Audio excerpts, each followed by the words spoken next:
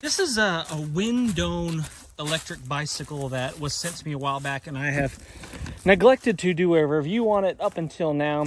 I've had a couple of minor issues with it, nothing super major that can't be remedied with just a little bit of elbow grease, I would say.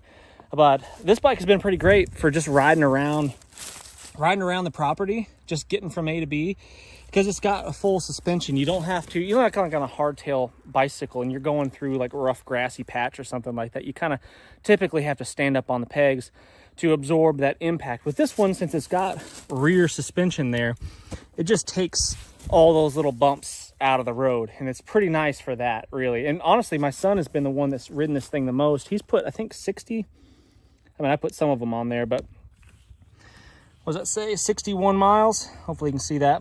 So we got 61 miles on this bike, and the only issue that I had really was the front axle. These bolts, or this nut, came loose on this front axle. I took it off, and we put Loctite on there, and we haven't had an issue with it since.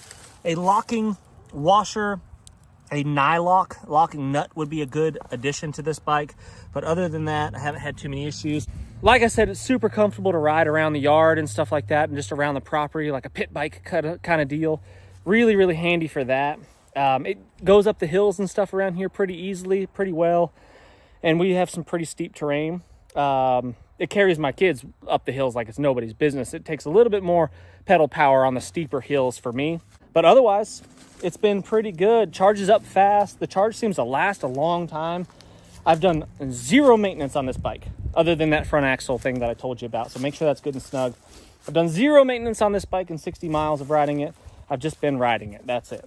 And my son has been abusing the thing significantly, crashing it a couple times. And it's held up well to that. The suspension is okay.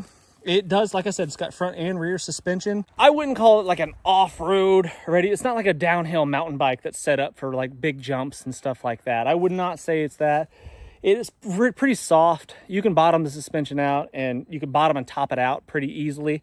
So I wouldn't say take it on the most extreme gnarly off-road trails, but like I said, man, for just getting around, like through this kind of stuff, through the grass and the branches,